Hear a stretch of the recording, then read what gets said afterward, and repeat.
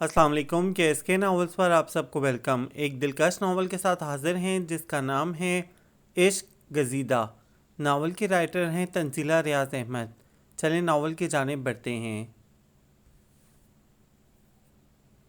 محبت کا ہمیشہ سے یہی تو ایک وتیرہ ہے، جو اس کو نبھاتا ہے اسے یہ مار دیتی ہے۔ مجھے یکدم محسوس ہوا میں مر گئی ہوں۔ مجھے بھی محبت نے مار ڈالا تھا۔ محبت نے میری روح پر اتنے گھاؤ لگائے تھے کہ اگر کسی جسم پر لگے ہوتے تو شاید اس جسم سے مچھلیاں پکڑنے والے جال کا کام لیا جا سکتا، مگر چھلنی روح انسانی آنکھ سے کہاں دیکھی جا سکتی ہے۔ جنوری کی سرد تاریک رات میرے اندر اتر آئی تھی۔ مجھے محسوس ہوا آس پاس کی تمام آکسیجن کوئی پوٹلی میں باندھ کر لے گیا ہو۔ میں نے چند گہرے گہرے سانس بھرے کہ جینے کا کوئی تو وسیلہ ہو، مگر کوئی فائدہ نہیں ہوا۔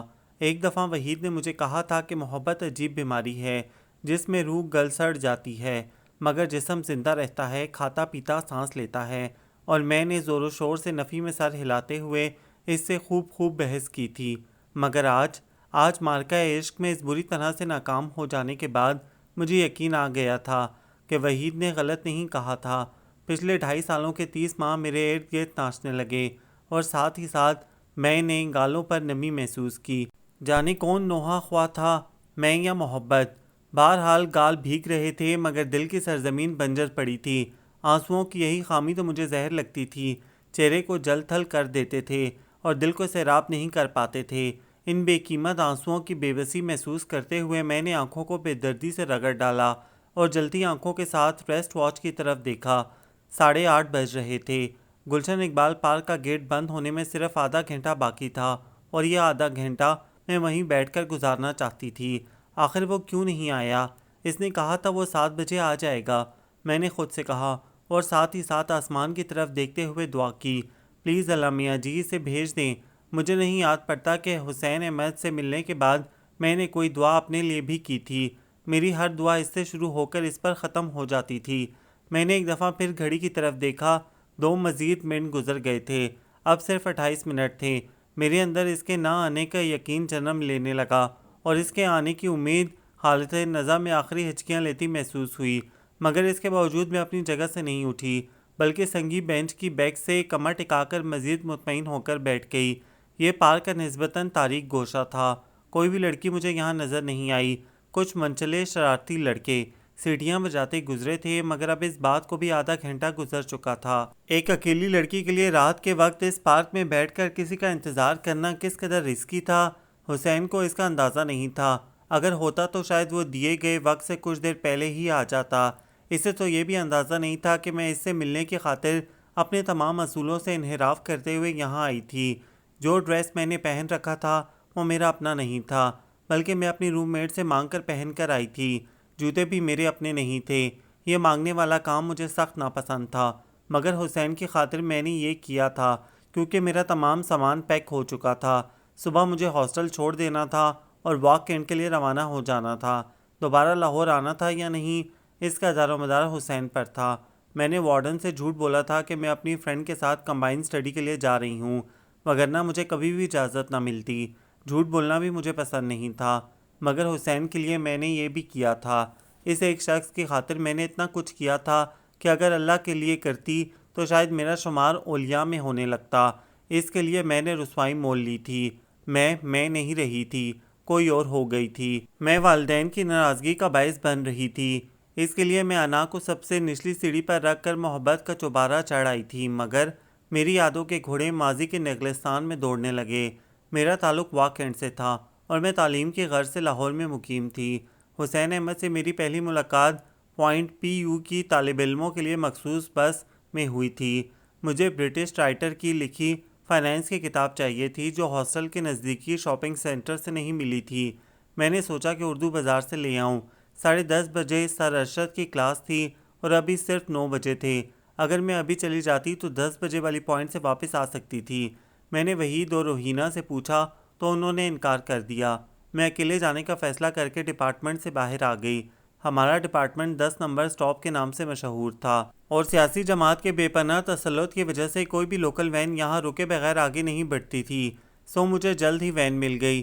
پھر کیمپس پل سے وین بدل کر میں آدھے گھنٹے میں اردو بازار پہنچ گئی۔ بہت تیز رفتاری دکھانے کے باوجود جب کتاب خرید کر میں فائن آرٹس ڈپارٹمنٹ کے آگے پہنچی تو پوائنٹ بالکل چلنے کو تھا۔ میں پچھلے حصے سے اس میں سوار ہو گئی جو لڑکوں کے لیے مخصوص تھا۔ بیٹھنے کو بالکل بھی جگہ نہیں تھی۔ ظاہر ہے مجھے کھڑا ہونا پڑا، مگر ابھی کھڑے ہوئے زیادہ دیر نہیں ہوئی تھی کہ ایک لڑکے نے اٹھ کر میرے لیے جگہ خالی کر دی۔ فاصلہ اتنا زیادہ تھا کہ میری جیسی دھان پان سی لڑکی خواہ مخواہ شرم و حیا کا مظاہرہ کر کے کھڑی نہیں رہ سکتی تھی۔ میں شکریہ کہہ کر بیٹھ گئی۔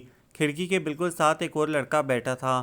میں نے بیچ میں اپنا بیگ رکھ لیا اور گود میں فائنانس کی کتاب رکھ کر صفحات پلٹتے ہوئے جائزہ لینے لگی۔ ابھی مکمل طور سے جائزہ بھی نہ لے پائی تھی کہ ساتھ بیٹھے شخص نے مجھے مخاطب کیا۔ ایکسکیوز می مس، آپ کس ڈپارٹمنٹ سے ہیں؟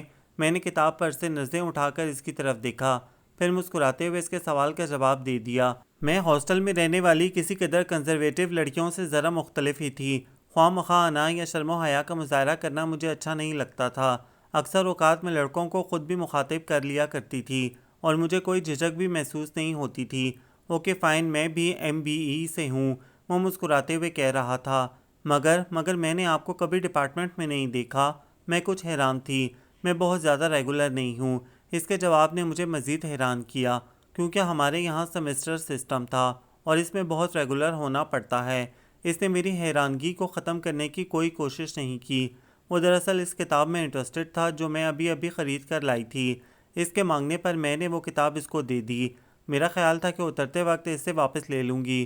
30 منٹ کے واپسی کے سفر میں میری کتاب اس کے پاس رہی۔ وہ اتنی خشک کتاب میں سے جانے کیا ڈھونڈ رہا تھا۔ شاید یہ اس کی وجیب پرسنالٹی کا اثر تھا کہ میں چاہتے ہوئے بھی اسے دوبارہ مخاطب نہ کر سکی۔ سٹاپ آیا تو میں اتر گئی اور میری کتاب اس کے پاس ہی رہ گئی۔ جب میں کلاس میں پہنچی تو سر آ چکے تھے، اس لیے کتاب میرے ذہن سے نکل گئی۔ مگر کلاس آف ہونے کے بعد جب روحینہ اور وحید نے مجھ سے کتاب کی بابت دریافت کیا تو مجھے یاد آیا کہ میں کتاب اس کے پاس بھول آئی ہوں۔ میرا دل چاہا اپنا سر پیٹ لوں۔ برٹش رائٹر کی لکھی کتاب جس کا پاکستانی مجھے 400 روپے میں ملا تھا، وہ میں ایک اجنبی کے پاس بھول آئی تھی۔ یکدم مجھے خیال آیا کہ اس لڑکے نے کہا تھا وہ میرے ڈپارٹمنٹ سے ہی ہے۔ یہ سوچ کر مجھے ذرا تسلی ہوئی کہ چلو ہمارے سینئرز میں سے ہوگا اور میں کلاسز آف ہونے کے بعد وہ کتاب اس سے لے سکتی تھی۔ مگر وہ لڑکا ہمارا سینئر نہیں تھا۔ میں نے پہلے MBE پھر سارا IERI چھان مارا مگر وہ لڑکا کہیں نظر نہیں آیا۔ میرا خیال ہے اب تم اس کتاب پر فاتحہ پڑھ لو، وحید نے کہا تو مجھے اس کی بات سے اتفاق کرنا پڑا۔ سر مغیث کی کلاس ہونے والی تھی اور کلاس میں بے تحاشا شور تھا۔ کوئی لڑکا کلاس لینے کے لیے تیار نہیں تھا۔ وحید میرے پاس کھڑا کہہ رہا تھا، پلیز جی یار گل ریب کچھ ایسا کرو کہ سر مغیث کلاس نہ لیں تو میں کیمپس پل کی چاٹ کھلواؤں گا۔ دوسری طرف سے ناصر کی آواز آئی، میری طرف سے 4 نمبر کے دہی بھلے۔ آج کوئی خاص بات ہے کیا؟ روحینہ نے پوچھا جو پچھلے کچھ دنوں سے غیر حاضر تھی۔ آج اسائنمنٹ سبمٹ کروانے کی آخری تاریخ ہے اور کسی لڑکے نے اسائنمنٹ مکمل نہیں کی۔ اسے بتا کر میں دوبارہ نوٹس پر نظر دوڑانے لگی کیونکہ اس کلاس کے بعد مسز شمسہ ہمارا ٹیسٹ لینے والی تھیں۔ میں اپنی کلاس کی ٹاپ سکورر تھی اور پرسنٹیج کی مجھے ہمیشہ فکر رہتی تھی۔ سر مغیث آئے تو ساری کلاس خاموش ہو گئی کیونکہ وہ اپنے غصے کی وجہ سے بہت مشہور تھے۔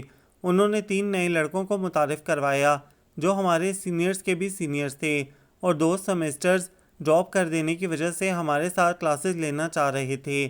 ان کے تعارف کے دوران بھی میں نوٹس میں کھوئی رہی اور ان کی شکلیں نہ دیکھ سکی۔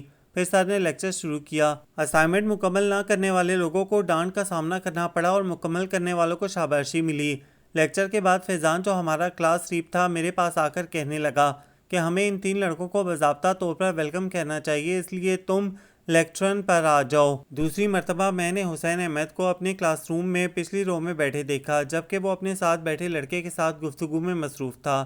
فیضان نے لیکٹرن پر ہاتھ مار کر تمام لوگوں کو خاموش ہونے کے لیے کہا، پھر ان لوگوں کو ویلکم کہہ کر وہ میری طرف دیکھنے لگا کہ اب میں کچھ بولوں، مگر میں صرف حسین احمد کو دیکھ رہی تھی۔ میں نہیں جانتی اس لمحے مجھے کیا ہوا تھا۔ ساری کلاس مجھے دیکھ رہی تھی اور میں اسے دیکھ رہی تھی۔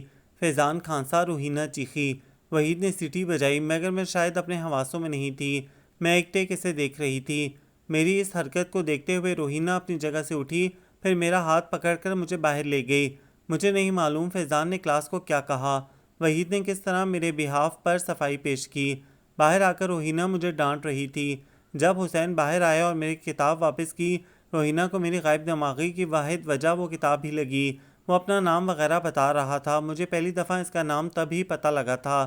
ان کو شکریہ تو کہہ دو، وہ میرے کان میں گھسی کہہ رہی تھی۔ میں جو سر جھکا کر اس کے شوز کی طرف دیکھ رہی تھی، ایک دفعہ پھر اس کی طرف دیکھنے لگی۔ میرے تھینک یو کے جواب میں وہ پھر کچھ کہہ رہا تھا اور میں پھر کچھ نہیں سن رہی تھی۔ قصور میرا نہیں تھا، قصور اس کی آنکھوں کا تھا جو مجھے چاروں طرف سے جکڑ لیتی تھیں۔ میرے اس طرح دیکھنے پر وہ لڑکا ہو کر گڑبڑا گیا اور مزید کچھ کہے بغیر واپس چلا گیا، مگر جاتے جاتے مجھے بھی ساتھ لے لیا۔ روہینہ کے پاس جو کھڑی تھی وہ میں نہیں تھی، وہ تو کوئی اور تھا، شاید خود حسین احمد۔ سارے مینو رانجھا آنکھوں ہیر نہ آنکھوں کوئی کا مطلب مجھے صحیح معنوں میں اس روز سمجھ میں آیا۔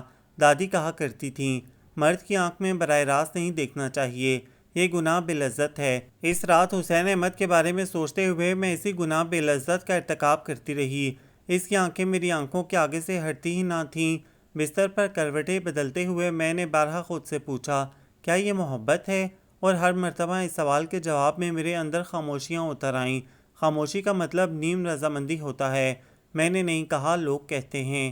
یہ محبت نہیں ہے۔ صبح جب میں نے ساری بات سمیہ کو بتا کر اس سے پوچھا تو اس نے کہا تھا ہاں سائمہ، یہ محبت نہیں ہے، یہ آزمائش ہے، ہوس اور نفس کی آزمائش۔ ایسی آزمائش بہت کڑی ہوتی ہے، تم خدا سے دعا کرو وہ تمہیں اس آزمائش سے بچا لے۔ اس کی بات پر ایک مردہ سی مسکراہٹ نے میرے چہرے کا احاطہ کیا۔ کاش میں ایک دفعہ اس کی بات مان کر رب سے دعا کر لیتی کہ اے اللہ، میں اس آزمائش کے لیے نااہل ہوں، تو مجھے اس سے بچا لے، تو شاید آج میرا یہ حال نہ ہوتا، میری تقدیر بدل جاتی اور حالات قدرے مختلف ہوتے، مگر ایسا ممکن ہی نہیں تھا۔ شاید سب سے پہلے روم میٹس کو، پھر فرینڈز کو، اس کے بعد باقی کلاس فیلوز کو، اور پھر آہستہ آہستہ سارے ڈپارٹمنٹ کو خبر ہو گئی کہ سائمہ نصرت علی اس بیماری کا شکار ہیں، عرف عام میں جسے عشق کہتے ہیں، اور میں نے کوئی بھی کسر نہیں چھوڑی تھی لوگوں کو باور کرانے میں کہ میں مبتلا عشق ہوں۔ اگرچہ میں نے منہ سے کسی کو کچھ نہیں بتایا تھا، مگر میری حالت چیخ چیخ کر کہتی تھی بقول وحید سائمہ، تمہاری روح کے دھانوں پر عشق کا سب تیلا حملہ آور ہو چکا ہے، تمہارا بچنا بے حد مشکل ہے۔ ڈپارٹمنٹ میں وحید اور روہینہ ہی میرے سب سے اچھے دوست تھے۔ وہ اکثر مجھے سمجھاتے، مذاق اڑاتے، نصیحتیں کرتے، مگر مجھ پر کسی چیز کا اثر ہی نہیں ہوتا تھا۔ میرا خیال تھا حسین اس بات سے بے خبر ہے، مگر جس بات سے سارا ڈپارٹمنٹ باخبر تھا وہ اس سے کتنی دیر بے خبر رہ سکتا تھا؟ وہ نہ صرف آگاہ تھا بلکہ اس بات پر خاصا ناراض بھی تھا۔ اس روز سب سے پہلی کلاس مسز شمسا کی تھی۔ وہ بے حد پنکچول تھیں اور اپنے اسٹوڈنٹس میں یہ خوبی دیکھنا پسند کرتی تھیں، اس لیے سب کی حتی المکان کوشش ہوتی کہ جس روز پہلی کلاس ان کی ہو اس روز 10 منٹ پہلے ہی پہنچ جائیں۔ اتفاق سے اس روز مجھے دیر ہو گئی۔ ہماری یہ کلاس سر سید ہال میں ہونا تھی جو فرسٹ فلور پر تھا۔ میں بھاگم بھاگ اوپر پہنچی۔ میڈم کلاس میں آ چکی تھیں۔ ابھی میں سوچ ہی رہی تھی کہ اندر جاؤں یا نہ جاؤں، سامنے سے وہ آتا نظر آیا۔ کیسا اتفاق تھا، اسے بھی دیر ہو گئی تھی۔ میڈم کلاس میں ہیں؟ نزدیک آ کر اس نے مجھ سے پوچھا۔ میں خاموش رہی۔ قصور اب بھی میرا نہیں تھا، میں کیا کرتی؟ زبان کے ٹکسال پر لفظوں کے سکے بننا بند ہو گئے تھے۔ مجھے یاد نہیں اس نے مجھے 2 مرتبہ مخاطب کیا یا 3 مرتبہ۔ ہاں یہ مجھے یاد ہے کہ میں ہر دفعہ خاموش رہی تھی۔ اکتا کر اس نے دروازہ نوک کیا۔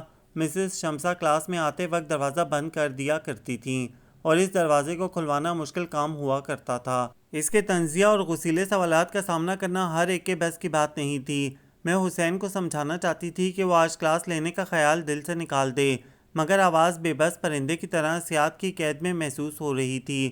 حسین کو شاید بھروسہ تھا کہ وہ یہ مشکل جنگ جیت لے گا، سو اس نے دوبارہ نوک کیا اور ذرا زور سے کیا۔ دروازہ کھل گیا تھا۔ حسین نے میری طرف دیکھے بغیر قدم اندر رکھ دیے اور آگے بڑھ کر میڈم سے ایکسکیوز کیا، تو ہم دونوں کو اندر آنے کی اجازت مل گئی۔ حسین پچھلی رو میں جا کر بیٹھ گیا اور میں دروازے میں کھڑی اسے دیکھتی رہی۔ اس شخص کو دیکھ کر عجب سا پاگل پن مجھ پر سوار ہو جاتا تھا۔ میں ہوش و خرد کی دنیا سے بیگانی ہو جاتی تھی۔ اب تک صرف کلاس فیلوز آگاہ تھے، مگر اساتذہ کی باری بھی آ گئی تھی۔ آخر وہ کب تک بے خبر رہتے؟ جبکہ میں خود ہی چھپانے کی کوشش نہیں کر رہی تھی۔ میڈم نے میری حالت دیکھی، پھر ایک نظر حسین پر ڈالی جو میری طرف کھا جانے والی نظروں سے دیکھ رہا تھا۔ آپ کیا اپنی نشست تک گاڑی میں جانا چاہتی ہیں؟ وہ خاصی طنزیہ نظروں سے مجھے دیکھتے ہوئے بولیں۔ میں یکدم ہوش کی دنیا میں آئی۔ پھر بجائے اس کے کہ میڈم سے ایکسکیوز کرتے ہوئے کلاس میں چلی جاتی، میں وہاں سے بھاگ کھڑی ہوئی اور لائبریری میں آ کر پناہ لی۔ I want to see this lady after the class. Class کے بعد ان کا یہ پیغام مجھے روہینہ نے دیا تھا۔ میں ان سے ملنا نہیں چاہتی تھی کیونکہ میں جانتی تھی میں ان سے کچھ بھی چھپا نہیں پاؤں گی۔ سب کچھ میری توقع کے مطابق ہوا تھا۔ میں نے انہیں بتا دیا کہ میں حسین میں انٹرسٹڈ ہوں۔ مجھے سمجھ میں نہیں آتا کہ آخر ہاسٹل میں رہتے ہوئے لڑکیاں اتنی شتر بے مہار کیوں ہو جاتی ہیں۔ آپ لوگ اپنی توانائیوں کو مثبت طریقے سے کام میں کیوں نہیں لاتی؟ میری الف لیلا سن کر انہوں نے تمام ہاسٹلائزڈ لڑکیوں کو ایک ہی صف میں لا کھڑا کیا۔ کیا اس نے خود تم سے کہا کہ وہ تم سے محبت کرتا ہے؟ میرے خاموش رہنے پر وہ ایک دفعہ پھر پوچھنے لگیں۔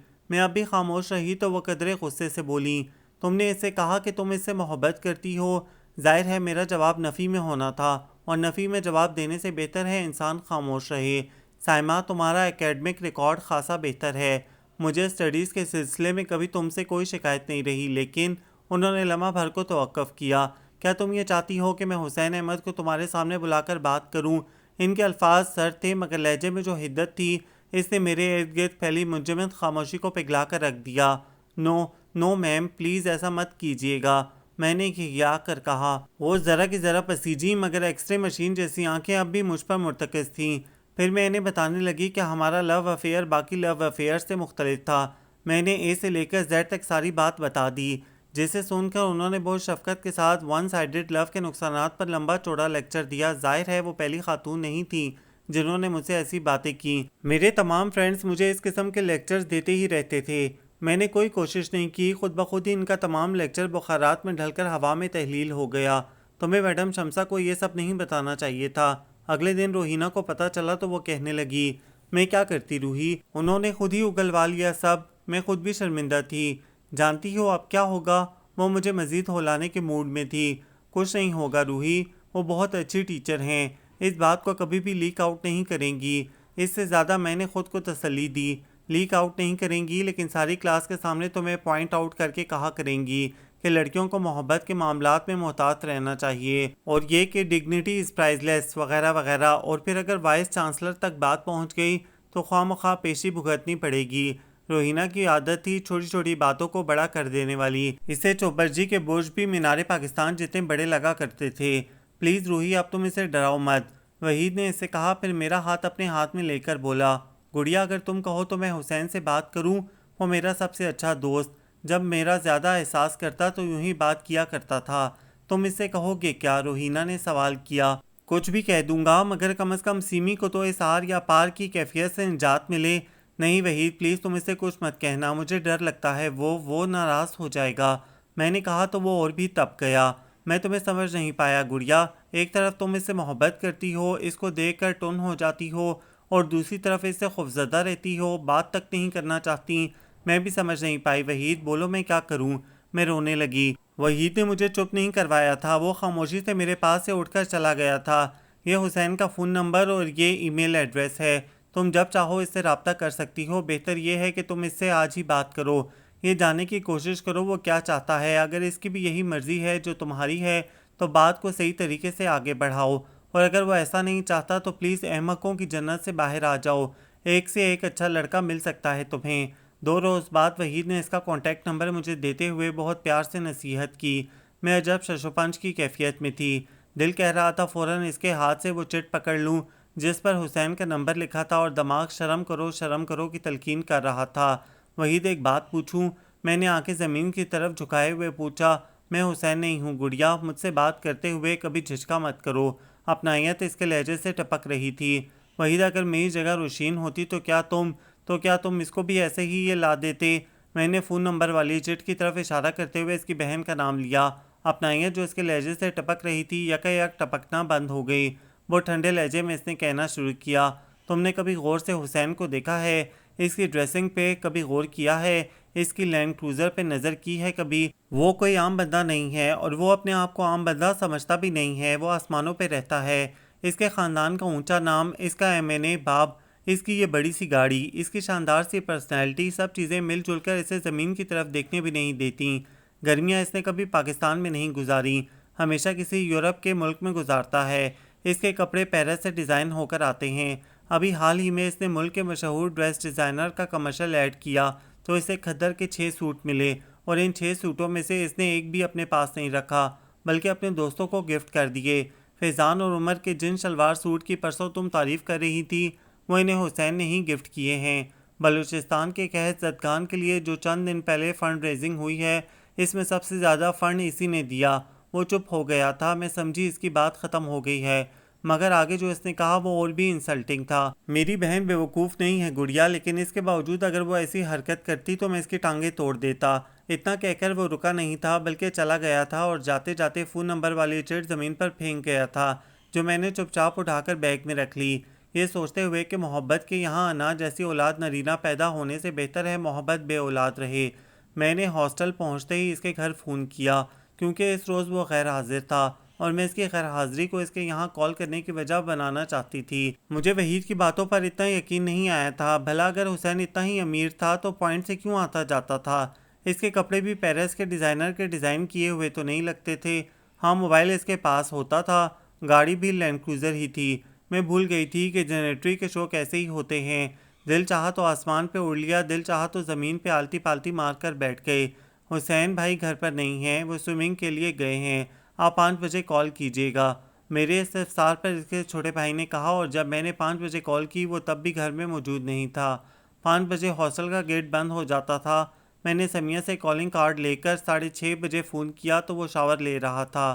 مجھے ایک دفعہ پھر 8 بجے فون کرنے کے لیے کہا گیا، اور جب میں نے 8 بجے فون کیا تو ریسیو کرنے والا وہ خود ہی تھا۔ یس، حسین سپیکنگ۔ اس کی آواز سن کر جب میں نے اسے بتایا کہ میں کون ہوں تو اس کا اچھا بھلا نرم لہجہ درست ہو گیا۔ صبح ڈپارٹمنٹ میں بات کیجیے گا، ابھی میں مصروف ہوں۔ اس نے میری بات سنے بغیر ہی لائن ڈسکنیکٹ کر دی۔ سائمہ، اگر تمہارا پھر کبھی رونے کا پروگرام ہو تو مجھے پہلے انفارم کر دینا، میں اس رات کسی اور کے روم میں سو جاؤں گی، میری روم میٹ نے اگلی صبح مجھے کہا تھا۔ سائمہ نصرت علی، آپ میرے ساتھ کیا کرنا چاہتی ہیں؟ میں اگر ذرا بھی منہ پھٹ ہوتی تو فوراً کہہ دیتی شادی، مگر میں نہیں تھی، سو خاموش بیٹھی رہی۔ پھر حسین کا لہجہ اتنا غصیلا تھا کہ مجھے خاموش رہنے میں ہی عافیت نظر آئی۔ اس نے پہلی کلاس نہیں لی تھی اور مجھے بھی لینے نہیں دی تھی۔ صبح جب میں ڈپارٹمنٹ پہنچی تو وہ پہلے سے موجود تھا۔ مجھے آپ سے بات کرنی ہے، ذرا لائبریری میں آئیں، آپ میرے ساتھ کیا کرنا چاہتی ہیں؟ میرے خاموش رہنے پر اس نے ایک دفعہ پھر کہا۔ میں جھکے سر کے ساتھ اسے سن رہی تھی۔ آپ کو احساس ہے آپ کس قسم کی حرکتیں کر رہی ہیں؟ لڑکیاں تو ایسا نہیں کرتی، لڑکیوں کو تو ایسا نہیں کرنا چاہیے۔ سارا ڈپارٹمنٹ آپ کو اور مجھے لے کر عجیب عجیب باتیں کر رہا ہے۔ میں لوگوں کو بتا بتا کر تھک گیا ہوں کہ میرا آپ سے ایسا کوئی تعلق نہیں ہے، اور میں ایسا کوئی تعلق بنانے کا ارادہ بھی نہیں رکھتا۔ میں نے ایک دم سر اٹھا کر اس کی طرف دیکھا۔ کچھ تو تھا میری آنکھوں میں ایسا کہ وہ نظریں چرانے پر مجبور ہو گیا۔ میں نہیں جانتا آپ ایسا کیوں کر رہی ہیں، مجھے فیضان نے بتایا ہے کہ آپ اپنی اسٹڈیز کو لے کر ہمیشہ سیریس رہی ہیں، آپ کی پرسنٹیج بھی سب سے زیادہ ہے۔ پھر سائمہ، آپ اچھی لڑکی ہیں، آپ کے اچھے ایکیڈمک ریکارڈ کی وجہ سے میں آپ کو خاصا پسند کرتا ہوں۔ میں نے لڑکیوں میں کبھی اتنی ذہانت نہیں دیکھی جتنی کہ آپ میں ہے، مگر اس کی بات سن کر میرا دل چاہا وہ تمام رزلٹ کارڈز جو مجھے جان سے زیادہ عزیز رہے ہیں اکٹھے کروں اور چولہے پر رکھ کر جلا ڈالوں۔ جبکہ وہ کہہ رہا تھا، کل جب آپ نے مجھے کال کیا تو میں ڈنر کر رہا تھا، میری تمام فیملی وہاں موجود تھی۔ آپ کی کال کے بعد مجھے ان لوگوں سے جھوٹ بولنا پڑا کہ میرے دوست کا فون تھا۔ ہم پٹھان ہیں، ہمارے یہاں لڑکیوں سے فرینڈشپ کو اتنا اچھا نہیں سمجھا جاتا۔ وہ اپنے آپ کو ایک سپریسڈ چائلڈ کے طور پر پیش کر رہا تھا۔ آپ کچھ نہیں کہیں گی سائمہ، اب کی بار اس کا لہجہ خاصا اکتایا ہوا تھا۔ میں نے بہت چاہا کہ منہ سے لفظ نکلیں، آنکھ سے آنسو نہ نکلیں، مگر کامیابی نہ ہوئی، لفظ نکل نہ سکے اور آنسوؤں نے ایک کے بعد ایک نکلنا شروع کر دیا۔ کہتے ہیں آنسو عورت کا ہتھیار ہوتے ہیں، لیکن ایسے بے بس ہتھیار سے مرد کو قابو نہیں کیا جا سکتا۔ میں بھی حسین کو اس ہتھیار سے کہاں جیت سکتی تھی۔ میرے آنسو دیکھ کر اسے اور بھی غصہ آ گیا۔ آپ رو کر کیا ثابت کرنا چاہتی ہیں؟ کیا میں نے آپ سے کچھ وعدے کیے تھے جنہیں نبھانے سے میں نے انکار کر دیا ہے؟ میں نے آپ کے ساتھ اکٹھے جینے مرنے کی قسمیں کھائی تھیں، تحفے تحائف کا تبادلہ کیا ہے میں نے آپ کے ساتھ۔ پلیز سائمہ، میرا پیچھا چھوڑ دیں، میں زیادہ دیر نہیں ہوں آپ کے ساتھ، یہی ایک سمسٹر ہے میرا آپ کے ساتھ، پھر میں چلا جاؤں گا۔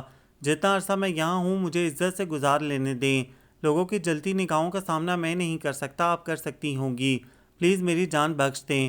اس کے غصیلے لہجے نے میرے آنسوؤں میں ایک تسلسل پیدا کر دیا۔ روہینہ جو کلاس آف ہونے پر لائبریری میں آئی تھی، مجھے روتا دیکھ کر میرے پاس آ گئی۔ آنسوؤں کے لیے ہمدردی کیٹلیسٹ کا کام کرتی ہے۔ میرے آنسوؤں میں مزید تیزی آئی، لیکن اب میں اس شخص کے سامنے رونا نہیں چاہتی تھی، سو میں لائبریری سے باہر آ گئی، جبکہ روہینہ اس کے پاس کھڑی رہی تھی۔ وہ انگیجڈ ہے سائمہ، اس کی منگیتر کنگ ایڈورڈ سے MBBS کر رہی ہے، 3rd پروف چل رہا ہے اس کا، 4th پروف کے بعد ہاؤس جاب سے پہلے ان دونوں کی شادی ہو جائے گی، اور بدلے میں حسین کی بہن کی شادی اس کے سالے سے ہو جائے گی۔ وٹا سٹا ہے یہ، تم سمجھ رہی ہو نا؟ روہینہ نے بعد میں مجھے بتایا تھا۔ مجھے حسین نے کہا ہے کہ میں تمہیں بتا دوں اگر تم نے یہ سب حرکتیں نہ چھوڑی تو وہ ڈپارٹمنٹ آنا چھوڑ دے گا۔ وہ یہ بھی کہہ رہا تھا کہ اسے اس چیز سے کوئی فرق نہیں پڑتا کہ اس کی ڈگری نامکمل رہ جائے گی۔ نہیں، اسے کہو ڈپارٹمنٹ آنا نہ چھوڑے، میں اسے نہیں دیکھوں گی، اس کے راستے میں بھی نہیں آؤں گی۔ میں نے روحینہ کا ہاتھ پکڑ کر التجا کی۔ ٹھیک ہے، میں اسے کہہ دوں گی، مگر تم اپنا خیال رکھو سائمہ، برسوں کی بیمار لگ رہی ہو۔ میں نے اس کی بات پر کوئی دھیان نہیں دیا، بلکہ میں نے اس کے بعد ہر ایک کی بات پر دھیان دینا ہی چھوڑ دیا۔ میں جیسے ساری دنیا سے کٹ کر رہ گئی تھی۔ صبح ڈپارٹمنٹ جاتی، فارغ وقت میں لائبریری۔ اکبر اور سلیم وغیرہ میرا مذاق اڑاتے، شائنہ اور ذاکرہ فکریں کستیں، مگر میں پرواہ ہی نہ کرتی۔ میں نے ان ہواؤں سے آکسیجن بھی کشید کرنا چھوڑ دی جن کے متعلق مجھے گمان ہوتا کہ یہ حسین کے پاس سے ہو کر آئی ہیں۔ میرا کمپلیکشن ڈارک ہو گیا تھا، بال رف ہو گئے تھے۔ میں جو اپنی ڈریسنگ کی وجہ سے مشہور تھی، شکن آلود کپڑوں میں نظر آنے لگی۔ سیمسٹر تیزی سے اختتام کی طرف گامزن تھا۔ ٹیچرز کے لیکچرز میں تیزی آ گئی تھی۔ میں نے خود اپنے اوپر پہرے لگا رکھے تھے۔ میں حسین کو دیکھتی بھی نہیں تھی، اپنی تو مجھے پرواہ نہیں تھی، مگر اس کی تھی۔ میں نہیں چاہتی تھی کہ اس کی ڈگری نامکمل رہے۔ میں نہیں چاہتی تھی کہ میرے پیرنٹس کے پاس اس کا پروپوزل ریجیکٹ کرنے کے لیے کوئی اس قسم کا جواز ہو۔ میں نے اپنے ان خیالات کو وحید سے بھی ڈسکس نہیں کیا تھا، ورنہ وہ ایک دفعہ پھر میری دنیا کو احمقوں کی جنت قرار دیتا۔ وہ سمجھتا تھا میں سدھر گئی ہوں، حسین کو بھول گئی ہوں۔ حقیقت صرف میں جانتی تھی یا میرا خدا۔ وقت بہت تیزی سے گزرتا ہے کیونکہ اس کے بہاؤ میں پانی کے بہاؤ سے زیادہ روانی ہے۔ ہم تھرڈ سیمسٹر میں آئے تو حسین اور اس کے باقی 2 کلاس فیلوز نے ڈپارٹمنٹ آنا چھوڑ دیا۔ ان لوگوں کی انٹرنشپ چل رہی تھی۔ وحید نے ایک روز باتوں باتوں میں مجھے بتایا تھا کہ حسین آواری میں انٹرنشپ کر رہا ہے۔ 2 ماہ ہو گئے تھے میں نے اسے نہیں دیکھا تھا۔ میرا دل چاہتا تھا ایک دفعہ اسے دیکھوں، صرف ایک دفعہ۔ میری خواہش اتنی بڑی نہیں تھی، لیکن اس خواہش کا ذکر میں وحید یا روحینہ سے نہیں کر سکتی تھی، کیونکہ ان کے خیال میں نے اس پاگل پن سے پیچھا چھڑا لیا تھا۔ اس کی ایک وجہ یہ تھی کہ میری حالت اب بہت سنبھل گئی تھی۔ میں دھیرے دھیرے پہلے جیسی ہونے لگی تھی۔ ہم نے اپنے جونیئرز کو ویلکم پارٹی دی تھی۔ اس پارٹی میں وائٹ رنگ کا ڈریس پہن کر گئی تھی اور تمام لوگوں نے مجھے سراہا تھا۔ میں نے اس روز اتنی دعا مانگی تھی کہ ایک دفعہ حسین آ جائے، چاہے وہ مجھے نہ دیکھتا، میں تو اسے دیکھ لیتی، مگر میری دعائیں میری محنت کی طرح بے ثمر رہتی تھیں۔ انٹرنشپ کے بعد حسین کو رپورٹ لکھنی تھی، اسے سبمٹ کرانا تھا، پھر اس کا وائیوا ہونا تھا۔ یہ سارے کام ڈپارٹمنٹ میں ہونے تھے۔ میں انتظار کر رہی تھی کہ وہ دن جلد آئے جب حسین کی رپورٹ مکمل ہو اور وہ وائیوا کے لیے ڈپارٹمنٹ آئے۔ اسی دوران واک اینڈ سے امی کا فون آ گیا۔ وہ میرے لیے اداس ہو رہی تھیں۔ میں پچھلے 4 ماہ سے گھر نہیں گئی تھی۔ کبھی کبھی مجھے خود پر بھی حیرت ہونے لگتی تھی۔ کیا تھی میری محبت؟ کیا فائدہ تھا ایسی محبت کا جو مجھے اپنے پرائی کی پہچان بھی بھلائی دے رہی تھی؟ میں نے امی کو ٹال دیا کہ میں مصروف ہوں، نہیں آ سکتی، مگر بھائی کو نہ ٹال سکی جو بھاولپور کے قائد اعظم میڈیکل کالج میں زیر تعلیم تھا۔ وہ خود لاہور مجھے لینے کے لیے آیا تھا۔ ارادہ تھا 2 دن رہ کر آ جاؤں گی، مگر امی ابو نے 1 ہفتے بعد مجھے آنے دیا۔ اس دوران حسین نہ صرف رپورٹ سبمٹ کروا چکا تھا بلکہ اس کا وائیوا بھی ہو گیا تھا۔ ایک دفعہ پھر میرے پاس بہانے کے لیے آنسو اور کرنے کے لیے دعا رہ گئی تھی۔ السلام علیکم، کیا میں حسین صاحب سے بات کر سکتی ہوں؟ میں نے ان سے کہا۔ وہ آواز سے حسین کی امی لگ رہی تھیں۔ پورے 5 ماہ بعد میں ایک دفعہ پھر اس کے یہاں فون کر رہی تھی۔ مجھے اس سے ملنے کی ایک یہی راہ سمجھ میں آئی۔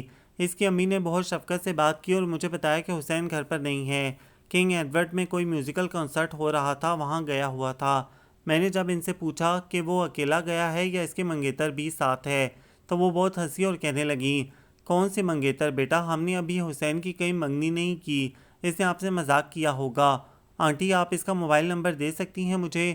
میں نے ان سے کہا۔ انہوں نے چند لمحوں بعد موبائل نمبر مجھے نوٹ کروا دیا۔ حسین نے مجھ سے جھوٹ بولا تھا، میری سمجھ میں نہیں آ رہا تھا کہ میں اس جھوٹ پر کس قسم کے رد عمل کا مظاہرہ کروں۔ یہ بات سن کر میرے اندر اطمینان اتر آیا تھا کہ وہ انگیج نہیں ہے، مگر یہ بات دکھ دے رہی تھی کہ اس نے مجھ سے چھٹکارا حاصل کرنے کے لیے جھوٹ موٹ کی منگیتر پیدا کرنا بھی گوارا کر لیا تھا۔ میں نے اسی وقت اس کے موبائل پر رنگ کیا۔ کال ریسیو کرنے والی کوئی لڑکی تھی۔ آپ کون ہیں؟ کیا آپ اس کی نئی گرل فرینڈ ہیں؟ حسین کے متعلق استفسار کرنے پر اس نے مجھے بتایا۔ حسین کی امی نے مجھے بتایا تھا کہ وہ کنسرٹ اٹینڈ کرنے گیا ہے، مگر بیک گراؤنڈ سے بے ہنگم شور نہیں آ رہا تھا، بلکہ دبی دبی سی ہنسی کی آوازیں آ رہی تھیں۔ اس کا مطلب یہ تھا کہ حسین نے اپنی امی سے بھی مبالغہ آرائی سے کام لیا تھا۔ ابھی میں کچھ کہہ نہیں پائی تھی کہ حسین کی آواز سنائی دی۔ کون ہے شینا؟ تمہاری نئی گرل فرینڈ ہے، شینا نامی لڑکی نے کہا۔ بکواس نہیں کرو، تمہارے علاوہ میری کوئی گرل فرینڈ نہیں ہے، حسین کی آواز آئی۔ دیکھیں مس، اگر آپ حسین سے فرینڈشپ میں انٹرسٹڈ ہیں تو میں آپ کو بتا دوں، یہ کوئی اچھا آدمی نہیں ہے، بے حد کنجوس اور بور شخص ہے۔ یہ بہتر ہے کہ آپ کوئی اور، وہ لڑکی کہہ رہی تھی، مگر ابھی اس کی بات مکمل نہیں ہوئی تھی کہ اس سے موبائل چھین لیا گیا۔ ہیلو، کون بات کر رہا ہے؟ یہ آواز حسین کی تھی، میرے حسین کی۔ وہ مسلسل ہیلو ہیلو کہہ رہا تھا مگر میں خاموش رہی۔ اس کی آواز مجھے اتنی اچھی لگ رہی تھی، دل چاہ رہا تھا وہ بولتا رہے، میں سنتی رہوں، مگر اس نے خاموشی سے اکتا کر موبائل آف کر دیا۔ پھر یہ میری ریگولر روٹین بن گئی، مجھے جب وقت ملتا میں اس کے موبائل پر رنگ کر دیتی، وہ بولتا میں سن لیتی۔ دو ایک مرتبہ اس نے مجھے انگلش میں گالیاں بھی دیں، مگر میں ایسی ڈھیٹ تھی کہ گالیاں سن کر بھی بے مزہ نہیں ہوئی۔ لیکن یہ سلسلہ کب تک چل سکتا تھا؟ آخر اسے ایک روز پتہ چل گیا کہ یہ میں ہوں۔ سائمہ، حسین آیا ہوا ہے، روحینہ نے میرے کان میں سرگوشی کی۔ سر مغیث مارکیٹنگ کے اصولوں اور قوانین پر بحث کر رہے تھے۔ فیضان تابڑ توڑ سوالات کر رہا تھا، کیوں، کیسے، کس لیے۔ اس کے پسندیدہ الفاظ تھے۔ میری ساری توجہ لیکچر ہی کی طرف تھی، مگر جب تک روحینہ نے اس کی آمد کے متعلق نہیں بتایا تھا، میں نے ابھی ابھی اسے کلاس روم کے دروازے کے آگے سے گزرتے دیکھا ہے۔ روحینہ جو بیٹھی تو میرے ساتھ تھی، مگر مسلسل باہر دیکھ رہی تھی۔ ایک دفعہ پھر میرے کان میں گھس کر بولی۔ اب کی بار وہ سر مغیث کی زیرک نگاہوں سے چھپ نہ سکی۔ سر نے اسے کلاس روم سے باہر جانے کے لیے کہا، کیونکہ وہ بول رہی تھی، میرے ساتھ بول رہی تھی، اس لیے مجھے بھی باہر بھیج دیا گیا۔ وحید ہمارے بغیر کلاس اٹینڈ نہیں کرتا تھا، اس لیے وہ بھی مصنوعی کھانسی کھانستا ہوا اٹھا اور تیز تیز قدموں سے چلتا ہم سے پہلے باہر آ گیا۔ اب کیا پروگرام ہے لیڈیز؟ وحید بولا۔ ماس کمیونیکیشن والوں کی کینٹین پر آئس کریم ملتی ہے، وہاں چلیں؟ روحینہ کو کھانے پینے کا بہت شوق تھا۔ کیوں پرنسس، چلیں پھر؟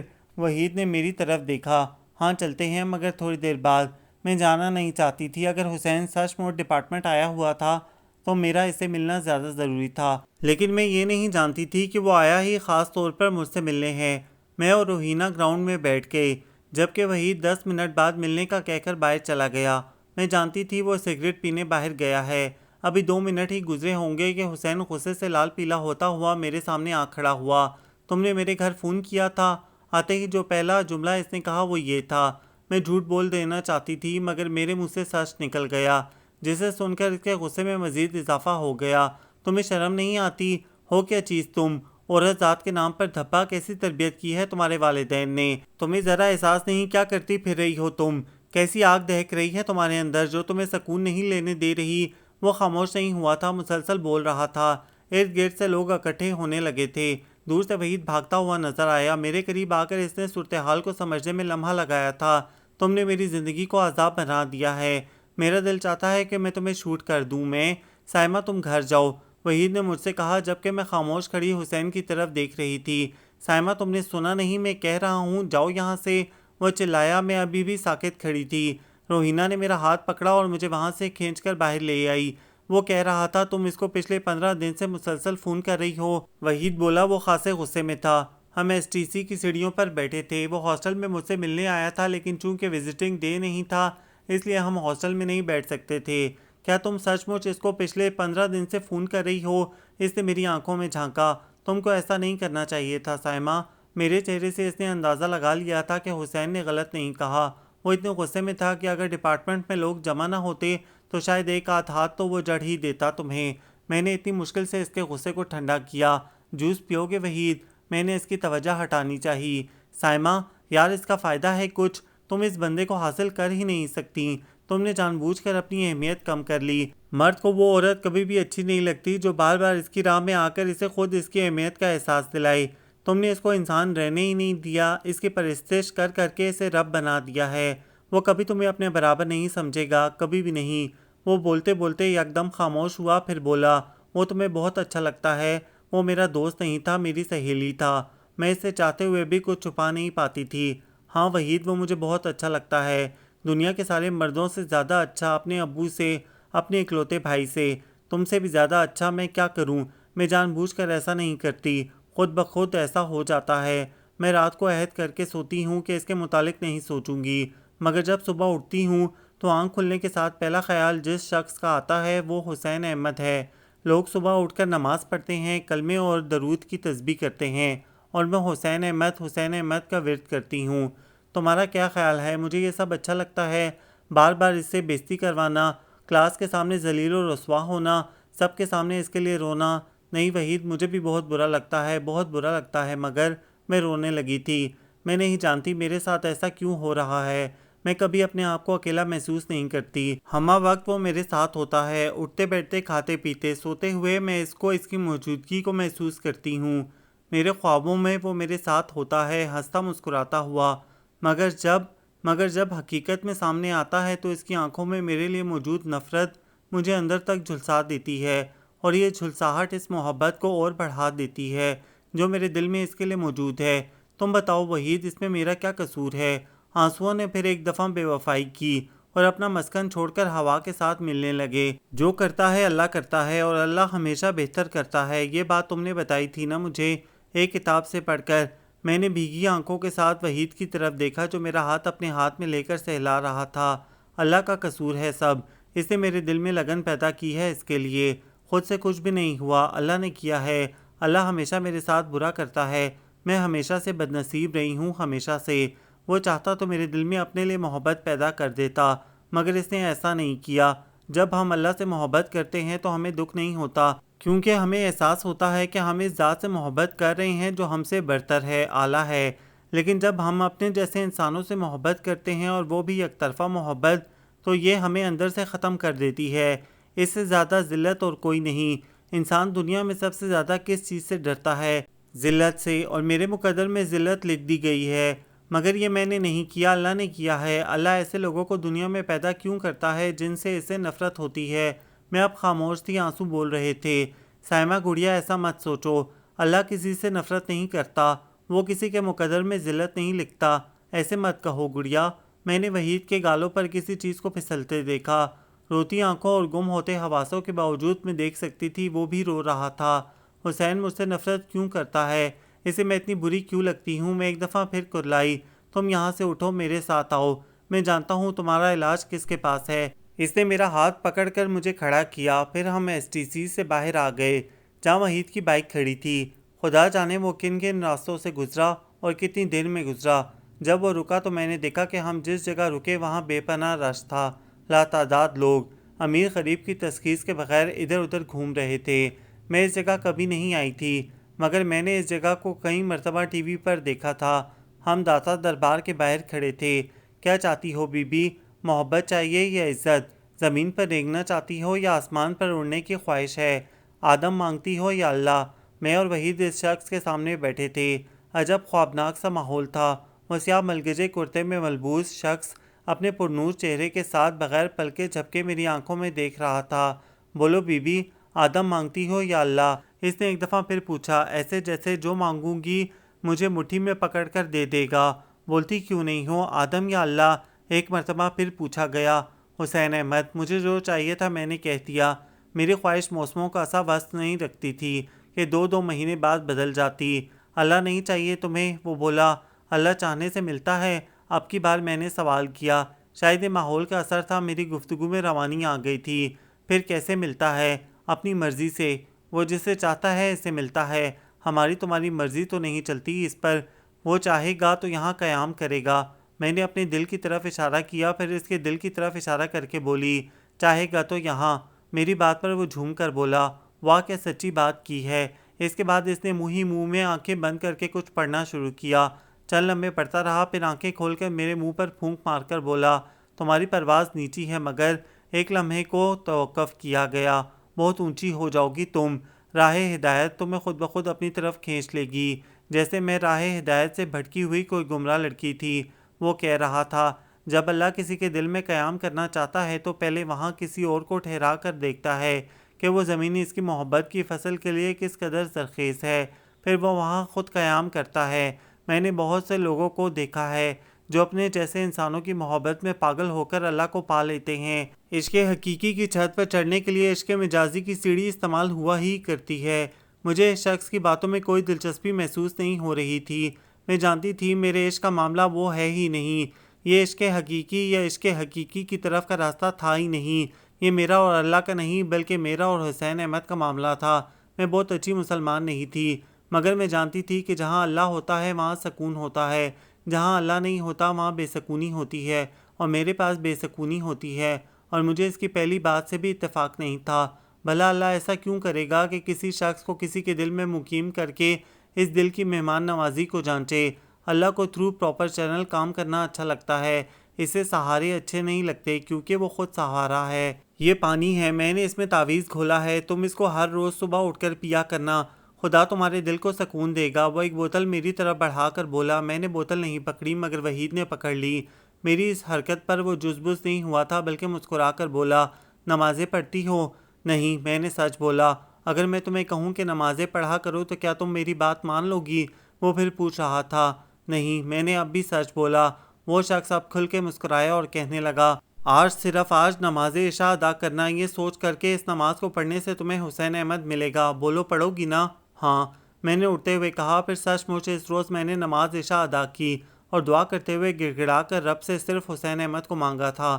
ظاہر ہے مجھے حسین احمد نہیں ملا، مگر اس رات بہت عرصے بعد میں سکون کی نیند سوئی۔ پھر اس کے بعد پتہ نہیں کیسے خود بخود میری عادت بن گئی، میں 5 نمازیں پڑھنے لگی۔ میں خود نہیں کرتی تھی، ہو جاتا تھا، اور ہر نماز کے بعد دعا میں حسین احمد کا نام بھی میں نہیں لیتی تھی، خود بخود لیا جاتا تھا۔ کیسی حسیمہ آواز پر میں نے مڑ کر دیکھا، وہ مقدس تھی۔ مقدس مجھ سے سینئر تھی اور فرسٹ سیمسٹر میں میری روم میٹ ہوا کرتی تھی۔ پھر اس کی ڈگری کمپلیٹ ہوئی تو وہ واپس اپنے شہر نارووال چلی گئی تھی۔ میں اسے دیکھ کر قدرے حیران ہوئی، پھر گلے مل کر اپنے روم میں لے آئی۔ میں لائبریری سیکیورٹی واپس لینے آئی ہوں، میرے پوچھنے پر اس نے بتایا۔ وہ بہت عجیب نظروں سے میری طرف دیکھ رہی تھی، جس سے خائف ہو کر میں نے کہا، مجھے ایسے کیوں دیکھ رہی ہو مقدس؟ مجھے کسی نے بتایا تھا تم بہت بدل گئی ہو، اور آج دیکھ کر مجھے یقین آ گیا ہے تم بہت بدل گئی ہو، تمہیں غلط فہمی ہو گئی ہے کوئی۔ میں نے ہنس کر ٹالنا چاہا، مگر وہ آسانی سے ٹلنے والوں میں سے نہیں تھی۔ وہ مجھ سے ادھر ادھر کے سوالات کرتی رہی، پھر یکدم بولی، کتنے عرصے سے مبتلا عشق ہو؟ اس سوال پر میں کچھ بھی چھپا نہ پائی۔ میں کیا کرتی؟ مجھ میں اپنا آپ چھپا لینے والی لڑکیوں والی خصوصیت تھی ہی نہیں۔ مجھے اعتراف ہے کہ میں کھلی کتاب تھی۔ مجھے معاف کر دو سائمہ، پلیز مجھے معاف کر دو۔ میری ساری بات سن کر مقدس میرا ہاتھ اپنے ہاتھوں میں لے کر بولی۔ مجھے اس کی بات سن کر حیرت ہوئی۔ تم نے کیا کیا ہے مقدس؟ سائمہ، میں نے تمہیں بدعا دی تھی۔ میں نے اللہ سے دعا کی تھی کہ وہ تمہارے دل میں کسی کے لیے اتنی لگن ڈال دے، اتنی لگن دے کہ تم اس کے پیچھے پاگل ہو جاؤ، اور اس شخص کے دل میں تمہارے لیے اتنی نفرت ڈال دے کہ وہ تمہیں دیکھنا بھی پسند نہ کرے۔ میں نے گڑ گڑا کر خدا سے تمہارے لیے یہ سب مانگا تھا، مگر کیوں مقدس؟ میں نے تو کبھی تمہارے ساتھ برا نہیں کیا، کبھی بھی نہیں۔ اس کی بات سن کر مجھے دکھ ہوا تھا۔ تم نے برا نہیں کیا تھا، بلکہ تم نے اچھا کیا تھا، مگر تمہارا اچھا کرنا مجھے اچھا نہیں لگا تھا۔ تم نے میرے ساتھ بھلائی کی تھی جو مجھے پسند نہیں آئی تھی۔ تم کب کی بات کر رہی ہو مقدس؟ تمہیں یاد ہے وہ واصف بٹ؟ مجھے اس شخص سے کتنی محبت تھی، میں تقریباً ہر روز اس سے ملنے جایا کرتی تھی، اور تم مجھے روکا کرتی تھی۔ میرے پیرنٹس میری شادی کہیں اور کرنا چاہتے تھے، مگر میں واصف کے سوا کسی اور کو قبول کرنے کے لیے تیار نہیں تھی۔ پھر جب ایک روز میرے منگیتر نے مجھے بائک پر واصف کے ساتھ بیٹھے دیکھ لیا تھا، تمہیں یاد ہے نا جب میری باجی میرے متعلق پولیس آفیسر کی طرح تفتیش کرنے آئی تھیں تو سب سے پہلے تم نے انہیں میرے متعلق بتایا تھا، وہ بھی پرتحقیر انداز میں۔ تب تمہیں بہت فخر ہوتا تھا اس بات پر کہ تم دوسری لڑکیوں سے مختلف ہو، جو لڑکوں کے پیچھے نہیں بھاگتیں، جو کسی لڑکے میں انٹرسٹڈ نہیں ہے، جو محبت کو کار بیکراں قرار دیتی ہے۔ میرا واصف سے ملنا جلنا بند کر دیا گیا تھا اور میری کڑی نگرانی ہوتی تھی۔ وہ ایک ایک واقعہ دہرا رہی تھی اور میں شرمندگی سے سن رہی تھی۔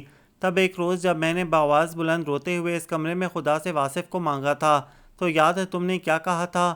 وہ لمحہ بھر کو رکی، میرا سر مزید جھک گیا۔ تم نے کہا تھا سائمہ کہ مقدس بی بی، خدا تم پر کبھی کرم نہیں کرے گا، اس کے پاس فرصت نہیں کہ ٹکے ٹکے کے لوگوں کے ٹکے ٹکے کے مول بکتے عشقیہ مسائل کو سلجھاتا پھرے۔ تمہارا لہجہ اس قدر طنزیہ تھا، اتنی تحقیر سے کہا تھا تم نے۔ میں نے نہ چاہتے ہوئے بھی سائمہ، وہ رو رہی تھی۔ مجھے سب یاد آ گیا، ایک ایک لفظ مجھے یاد آ گیا۔ مقدس نے کہا تھا، اللہ کرے سائمہ تمہیں کسی سے محبت ہو جائے، تب تمہیں احساس ہوگا کہ یہ کس قدر تکلیف دہ ہوتا ہے۔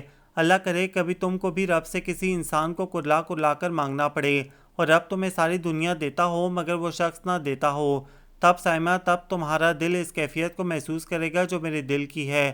اور میں نے مقدس کی بات سن کر نخوت سے سر جھٹک کر کہکا لگایا تھا۔ مجھے آج احساس ہوا تھا کہ میں اس لمحے کی قید میں تھی۔ خدا نے اپنے کسی خاص کیمرے سے وہی لمحہ قید کر لیا تھا جس میں کہکا لگا رہی تھی، اور میرا سر غرور سے تنا ہوا تھا جبکہ مقدس رو رہی تھی اور اس کا سر اللہ کے آگے جھکا ہوا تھا۔ مجھے پتہ لگا تھا کہ رب نے اپنے بندوں کی دلیلوں کی سچائی کو پرکھنے کے لیے کبھی کبھی اس قسم کی کیفیات کا نزول کر ہی دیا کرتا ہے، اور پھر انسان کو وہ کام بھی کرنے پڑتے ہیں جن کے متعلق اس نے کبھی دعوے سے کہا ہوتا ہے کہ وہ ایسا کبھی نہیں کرے گا، پھر اس کے بعد شمار کرنے کے لیے سے پچھتاوے رہ جاتے ہیں۔ میرے ساتھ یہی ہو رہا تھا۔ داتا دربار پر اس شخص نے میری حالت کا غلط اندازہ لگایا تھا۔ یہ عشق حقیقی نہیں، عشق مجازی نہیں تھا۔ آپ سمجھ ہی گئے ہوں گے یہ کیا تھا۔ میں نے مقدس کو ساتھ لگایا اور ہم مل کر آنسو بہانے لگے۔ میں خدا سے دعا کروں گی کہ وہ تمہیں اس لمحے کی قید سے آزاد کر دے۔ اگلی صبح جاتے ہوئے مقدس نے کہا تھا۔ میں نے گاڑی پارک کر کے گیٹ کی طرف دوڑ لگا دی۔ 9 بجنے میں صرف 28 منٹ رہ گئے تھے۔ خدا جانے وہ کس طرف بیٹھی تھی کہ نظر ہی نہ آ رہی تھی، حالانکہ میں نے اس کو تاکید کی تھی کہ پچھلے گیٹ کی طرف ملنا۔ وہ پچھلے گیٹ پر نہیں ملی تو میں مین گیٹ کی طرف آ گیا۔ گیٹ بند ہونے میں صرف 28 منٹ تھے اور مجھے ابھی سے تلاش کرنا تھا۔ پچھلے 2 سالوں کا حساب دینا تھا اسے، اس سے معافی مانگنی تھی اور اسے بتانا تھا کہ میں بدل گیا ہوں۔ میں نہیں جانتا تھا یہ تبدیلی مجھ میں کیسے آئی۔ مجھے تو اس لڑکی سے چڑ ہوتی تھی، بیزار رہتا تھا میں اس سے۔ پھر آخر ایسا کیا ہوا کہ میں نے خود اس سے ملنے کے لیے کہا۔ کتنا حیران ہوئی تھی وہ میرا فون سن کر، اور خوش بھی۔ شاید اسے یقین نہیں آ رہا تھا کہ یہ میں ہوں، حسین احمد، جو اس کی انسلٹ کرتا رہا ہے، دل دکھاتا رہا ہے۔ پتہ نہیں اسے میری بات کا یقین بھی آیا تھا کہ نہیں۔ میں نے اسے فون پر کچھ بتایا بھی تو نہیں تھا، سوائے اس کے کہ میں شرمندہ ہوں اور اسے ملنا چاہتا ہوں۔ وہ فوراً تیار ہو گئی تھی۔ مجھے احساس ہوا تھا کہ وہ اب بھی میرے لیے اتنی ہی پاگل تھی جتنی کہ 2 سال پہلے، لیکن 2 سال پہلے کم از کم مجھے اس سے بہت چڑ محسوس ہوتی تھی۔ مین گیٹ سے اندر داخل ہو کر تاریکی میں اسے ڈھونڈنے لگا۔ پچھلے 2 سال بہت تیزی سے مجھے یاد آنے لگے تھے۔ میری اس سے پہلے ملاقات پوائنٹ میں ہوئی تھی۔ وہ اپنی کتاب میرے پاس بھول گئی تھی۔ میرا 2nd سیمسٹر ڈراپ ہو گیا تھا اور میں اسی سلسلے میں سر مغیث سے بات کرنے جا رہا تھا۔ گاڑی ورک شاپ میں تھی، سو میں نے پوائنٹ سے جانے کا فیصلہ کیا۔ اصغر بھی میرے ساتھ تھا۔ وہ بہت نیکوکار بیبا قسم کا بچہ تھا۔ سائمہ کو کھڑا دیکھ کر وہ فوراً میرے ساتھ والی سیٹ سے اٹھا اور اس کے لیے جگہ خالی کر دی۔ وہ اچھی پراعتماد لڑکی تھی، شکریہ کہہ کر بیٹھ گئی۔ 10 نمبر کے آگے وہ تو اتر گئی اور میں اور اصغر انگلش ڈپارٹمنٹ آ گئے، جہاں سے اصغر کو اپنی بہن کے لیے لنگوسٹک کے شارٹ کورس کے متعلق معلومات چاہیے تھیں۔ ہمیں وہاں دیر ہو گئی، سو ہم نے سر مغیث سے کچھ دن بعد ملنے کا پروگرام بنایا اور گھروں کو واپس آ گئے۔ ظاہر ہے کتاب میرے پاس ہی تھی۔ سائمہ کے ساتھ یہ پہلی ملاقات بے حد سرسری سی تھی، مگر وہ مجھے پراعتماد لڑکی لگی تھی۔ دوسری ملاقات میں خدا جانے کیا ہوا، اچھی بھلی لڑکی ایک اب نارمل طرز عمل کا مظاہرہ کرتی محسوس ہوئی۔ سر مغیث ہمیں کلاس میں لے کر آئے تو میری سب سے پہلی نگاہ اس پر پڑی، کیونکہ وہ خاص لڑکیوں والے انداز میں ہل ہل کر اپنی گود میں پڑے نوٹس کا رٹا لگا رہی تھی۔ اس نے ایک دفعہ بھی سر اٹھا کر نہیں دیکھا تھا۔ مجھے اس کے اس طرح ہلنے پر ہنسی آئی، مگر میں نے اسے مخاطب کرنے کی کوشش نہیں کی۔ ہم تینوں پچھلی سیٹ پر جا کر بیٹھ گئے۔ کلاس آف ہوئی تو وہ اور ایک لڑکا لیکٹرن کے پاس آ کر کھڑے ہو گئے۔ تب مجھے سمجھ آئی وہ دونوں کلاس ریپ تھے اور ہم لوگوں کو ویلکم کہہ رہے تھے۔ فیضان نے ہم تینوں کے نام لے کر ساری کلاس سے متعارف کروایا، مگر سائمہ ایک ٹک مجھے دیکھ رہی تھی۔ مجھے احساس ہوا وہ اپنی کتاب کو لے کر پریشان ہوگی۔ اس کے دیکھنے کا انداز بے حد عجیب تھا۔ اس کے اس طرح دیکھنے پر ساری کلاس شور مچانے لگی تو وہ گھبرا کر پیچھے ہٹی، پھر باہر نکل گئی۔ مجھے ابھی بھی یہ حرکت بری نہیں لگی، بلکہ میں مسکرایا تھا، لیکن جب باہر جا کر میں نے اس کی کتاب اسے دی تو جانے کیا ہوا، مجھے اسے بے پناہ نفرت محسوس ہوئی۔ وہ عجیب طرح سے مجھے دیکھ رہی تھی۔ اس کی آنکھیں بالکل پتھرائی ہوئی تھیں، جیسے کسی نے اسے مسمرائز کر دیا ہو۔ اس کے ساتھ کھڑی لڑکی نے 2-3 بار اسے ٹوکا، مگر وہ اسی ٹن کیفیت میں کھڑی رہی۔ اس کے اس طرح دکھنے پر میں ہی شرمندہ ہو کر واپس چلا آیا۔ میں کوئی نیک پارسا انسان نہیں تھا۔ میری ایک وقت میں 4 لڑکیوں سے چکر بازی چلا کرتی تھی۔ میں لڑکیوں سے الرجک بھی نہیں تھا، لیکن پتہ نہیں کیوں مجھے سائمہ نصرت علی اچھی نہیں لگتی تھی، حالانکہ وہ خاصی خوبصورت تھی، سٹائلش تھی، کانفیڈنٹ تھی۔ ان سب باتوں کے باوجود مجھے اس سے نفرت محسوس ہوتی تھی۔ شاید یہ اس وجہ سے تھا کہ وہ مجھے دیوانوں کی طرح تکا کرتی تھی۔ میں نے اپنے تمام افیئرز ڈپارٹمنٹ سے ہمیشہ دور رکھے تھے، کیونکہ مجھے ریپوٹیشن کی بہت پرواہ رہتی تھی، مگر اس لڑکی کی ان حرکتوں کی وجہ سے مجھے اور اسے لے کر عجب سی چاہ گوئیاں ہونے لگی تھیں۔ تبھی مجھے اس لڑکی سے اور بھی نفرت محسوس ہوئی۔ اس روز مسز شمسہ کی کلاس میں اس نے اتنی مضحکہ خیز حرکت کی۔ اس لمحے جب میڈم نے مجھے اپنی طنزیہ نگاہوں سے گھور کر دیکھا تو میرا دل چاہا سائمہ نصرت علی کو کچا چبا جاؤں۔ میڈم نے مجھے اپنے آفس میں بلا کر میری ٹھیک ٹھاک کلاس لی۔ وہ میرے بارے میں پہلے ہی کچھ مشکوک رہا کرتی تھیں۔ اس لڑکی نے رہی صحیح کسر بھی پوری کر دی۔ اس کے کچھ دن بعد اس نے میرے یہاں کال کیا۔ گھر والوں نے مجھے بتایا کہ ایک لڑکی 2-3 مرتبہ فون کر چکی ہے۔ میری تمام فرینڈز میرے موبائل پر کال کیا کرتی تھیں، اس لیے مجھے حیرت سی ہوئی، مگر جب ڈنر کے وقت اس نے دوبارہ کال کیا تو مجھے پتہ چلا کہ یہ سائمہ صاحبہ ہیں۔ میں نے غصے سے اسے صبح ڈپارٹمنٹ میں بات کرنے کے لیے کہا اور لائن ڈسکنیکٹ کر دی۔ آپ میرے ساتھ کیا کرنا چاہتی ہیں؟ میں نے اسے خاصے غصے سے کہا، مگر وہ سر جھکا کر بیٹھی رہی۔ اس لمحے وہ مجھے بہت معصوم لگی۔ فیضان نے مجھے بہت تفصیل سے اس کے متعلق بتایا تھا۔ میں نے سوچا پاگل سی لڑکی ہے، شاید میری نصیحت سے سنبھل جائے، اسی لیے میں نے اسے سمجھانا چاہا، لیکن میری باتوں پر وہ سر جھکا کر بیٹھی رہی۔ مجھے عجیب سی کوفت ہو رہی تھی۔ اس دوران جب اس نے ایک دفعہ نظریں اٹھا کر میری طرف دیکھا تو پھر مجھے کچھ ہو گیا۔ اس لڑکی کی آنکھوں میں کچھ عجیب سی بات تھی جو مجھے غصہ دلا دیتی تھی۔ اس کی آنکھوں کی بدولت مجھے اس سے نفرت سی محسوس ہوتی تھی۔ اس کی پتھرائی ہوئی آنکھوں میں دیوانگی سی جھانکتی تھی۔